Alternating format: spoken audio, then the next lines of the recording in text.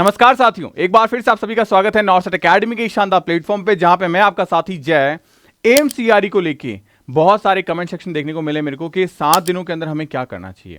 वैसे अगर एक्चुअली देखा जाए तो आपके पास में 7 दिन बचे नहीं है। अभी आपका एग्जाम जो है वो 26, 27, 28 यानी कि 26 तारीख से है। अगर आज आप इस वीडियो को देख रहे हो तो आज हमारे पास में हो रही है 21 अगर मैं पूरा कंप्लीट निकाल दूं तो हमारे पास में 22, 23, 24, 25, 26 यानी 5 दिन तो ये रहे। हाँ, 7 डेज अगर मैं बात करूं 28 तारीख को जो एग्जाम है उसके लिए हमारे पास 7 दिन है। लेकिन फिर भी मैं आपको मोटे मोटे तौर पे ये बताऊंगा कि 5 से 7 दिनों में हमें क्या गलतियां ऐसी है जो नहीं करनी, जिसकी वजह से हम हमारे सिलेक्शन को रोक सकते हैं। अगर वो सिलेक्शन हम चाहिए तो हमें इन गलतियों को अवॉइड करना होगा। अगर ये गलतियां हमने अवॉइड कर दी तो हमें सिलेक्शन मिल जाएगा, हमारी सरकारी नौकरी मिल जाएगी। कई बार ऐसा देखने को मिला है, आप लोगों ने भी एक्सपीरियंस किया होगा, एग्जाम्स दिए होंगे कि हमने सब कुछ पढ़ रखा होता है लेकिन एग्जाम के साथ में हम अपने आप पर इतना हावी हो जाते हैं कि हमें चीज़ें आती हुई या लास्ट का जो टाइम होता है 10 से 12 दिन, उस वक्त हमें पढ़ना चाहिए बट हम पढ़ नहीं पाते, हम फोकस ही नहीं कर पाते। अगर हम कर लेते तो हमें सिलेक्शन हो जाता। ये बात हमें तब रियलाइज होती है जब हमारा एग्जाम हो चुका होता है। तो आज मैं आपको बस वही चीजें बताने वाला हूं कि ऐसा क्यों होता है हमारे साथ में, तो हमें इन 7 से 8 दिनों को या 10 से 12 दिनों को कैसे यूटिलाइज करना चाहिए। तो ये सारी चीजें मैं आपके साथ शेयर करूंगा। और अगर आप पहली बार आए हैं इस चैनल पे तो चैनल को सब्सक्राइब जरूर करिएगा, बिकॉज आपके एंट्रेंस एग्जामिनेशन के लिए ये चैनल बहुत ज्यादा हेल्पफुल होने वाला है। और जितनी हो सके उतनी को तरफ से मैं अपनी कोशिश करूंगा कि आपके लिए जितना हेल्पफुल कंटेंट आपको दे पाऊं उतना देने की पूरी प्रॉपर कोशिश करूंगा। सबसे पहले ये टेलीग्राम चैनल जिसको आपको ज्वाइन करना है, बिकॉज यहाँ पे आपको बहुत सारा ढेरों कंटेंट मिल रहा है। जैसे कि सबसे पहले अपडेट्स मिल जाती है हर कॉम्पिटिशन एग्जाम्स के लिए, आपको प्रॉपरली स्ट्रेटेजी वाइज हर एक चीज़ बताई जाती है। डेली आपको एमसीक्यू क्वेश्चंस मिल जाते हैं यहाँ पे। इसके अलावा फ्री पीडीएफ नोट्स भी आपको यहाँ पे मिलते हैं। पूरी की पूरी कंप्लीट रेफरेंस बुक के तौर पर भी मैंने सारी चीज़ें डाल रखी है। एंड बहुत जल्दी मैं आपके लिए नोट्स भी यहाँ पे प्रोवाइड करवाने वाला हूँ। अब बात करें इन 7 दिनों में, मेनली हमारे पास में ये 5 ऐसे टॉपिक हैं जो आपको पढ़ने चाहिए। इन 5 टॉपिक में मोस्टली अगर मैं बात करूं तो आपको कुछ नया नहीं पढ़ा। अगर लेट्स सपोज आपने इन 5 में से कुछ ऐसा टॉपिक है जो नहीं पढ़ा है तो प्लीज आप उसे मत पढ़िएगा। लेकिन अगर पढ़ रखा है तो आप इन टॉपिक को जरूर देख के जाइएगा, जैसे infection control, nursing procedure, patient care and safety protocols. MSN में बात करें तो common disease, ICU care, emergency management and important drugs को लेके। एनाफीजियो में बात करें nervous system, cardiovascular system, respiratory system and important organs के बारे में। फार्मेकोलॉजी एंड मेडिकल एडमिनिस्ट्रेशन के अंदर बात करें तो हमारी कॉमन ड्रग, उनके साइड इफेक्ट्स, उनके doses and injections. And AIIMS specific जो हमारा नॉन टेक्निकल हिस्सा है, जिसके अंदर मैं बात करूं जो हमारे मेन डोमेन को छोड़ के, तो उसके लिए जो जीके के तौर पे हैं तो आप एम्स की हिस्ट्री के क्वेश्चंस या रिसेंट मेडिकल एडवांसमेंट या जो भी रिसर्च हुई है, जैसे अभी आपने देखा कि रसिया ने कैंसर के लिए मेडिसिन जो वैक्सीन है वो डिस्कवर करी, तो उसके कॉन्फ़िगरेशंस, उसकी हिस्ट्री, इन सब चीज़ों को आप जरूर देख के जाइएगा, किस पे बेस्ड है, क्या प्रिंसिपल्स हैं उनके।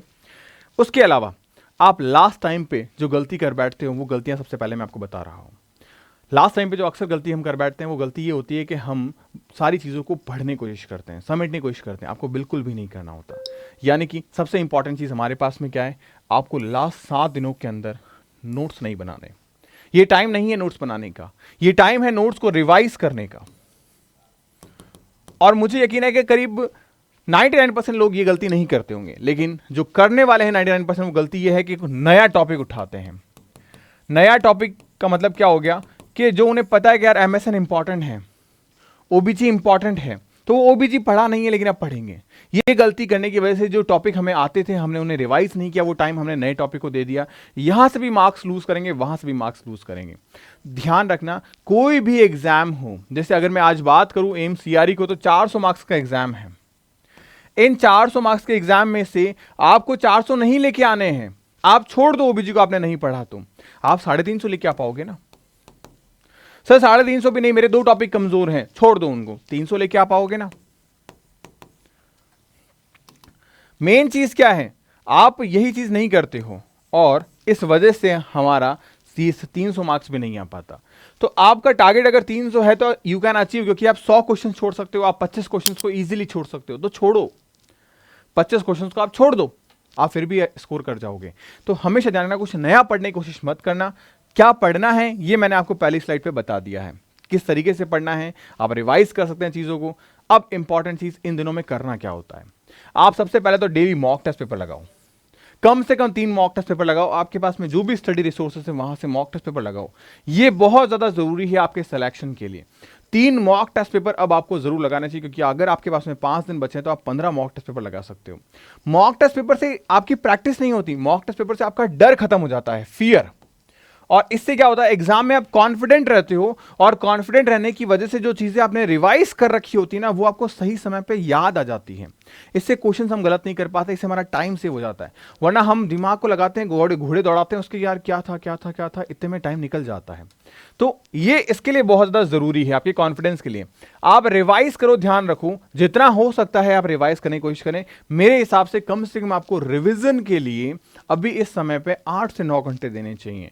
आप अलग अलग टाइम ड्यूरेशन में अपने सब्जेक्ट को डिवाइड कर दो और रिवीजन के लिए पूरा एंड प्रॉपर टाइम आप दीजिए। उसके बाद बात करें, आपको नए टॉपिक्स को नहीं पढ़ना है, इस बात को खास तौर से आप ध्यान रखिए। मैं 2 बार इसको एम्फसाइज कर रहा हूं, कारण क्या है, हम इसकी वजह से जो 300 स्कोर आ रहा था ना, वो भी नहीं लेके आ पाएंगे।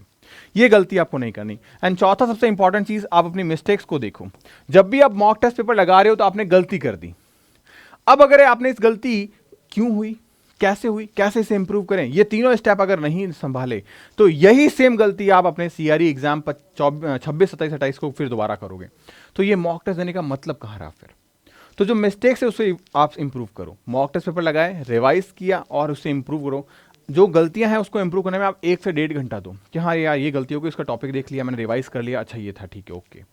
यहां की गई गलतियां आप सुधार सकते हो, एग्जाम में की गलतियों को नहीं सुधारा जा सकता है। तो सबसे इंपॉर्टेंट चीज है गलती करना, और उससे भी ज्यादा इंपॉर्टेंट चीज है उस गलती को सुधारना, तब जाके एग्जाम में गलतियां नहीं हो पाएगी। तो ये चीजें जो है वो आपको बिल्कुल भी मिस नहीं करनी है। इन लास्ट से के 5 से 7 दिनों के अंदर आप नए टॉपिक को मत पढ़िएगा, एंड जो चीज़ें आपको रिवाइज करनी है उन्हीं चीज़ों को आप मोस्टली रिवाइज करिएगा। बाकी मैंने प्रॉपर्ली कौन कौन से टॉपिक आपको रिवाइज करने हैं उस पर सेपरेट वीडियो बना रखा है। सबसे इंपॉर्टेंट चीज़, हमें कितना स्कोर लेके आना है, एक डेडलाइन स्कोर क्या है, तो वो कट ऑफ भी मैंने आपको बता रखी है एक सेपरेट वीडियो के अंदर, कि आपको कम से कम किस कैटेगरी वाइज कितना स्कोर चाहिए, उसे भी आप जाके जरूर देखिएगा। बेल आइकन में आपको लिंक मिल जाएगा, बाकी डिस्क्रिप्शन बॉक्स में आपको मिल जाएगा। एंड टेलीग्राम चैनल को जरूर से फॉलो करना, बिकॉज बहुत सारी अमेजिंग चीज़ें आपका वेट कर रही है। एंड होपफुली आप अपने सजेशन जरूर दीजिएगा कि न्यू वीडियो, नेक्स्ट वीडियो या किस टॉपिक्स पे आप वीडियोस चाहते हो, ताकि मैं उस टॉपिक पे आपके लिए काम करूं और आपके लिए और अमेजिंग कंटेंट लेके आता रहूं। तो मिलते हैं साथियों नेक्स्ट वीडियो के अंदर, तब तक गुड बाय, पढ़ते रहिए, मुस्कुराते रहिए, God bless you, best of the luck.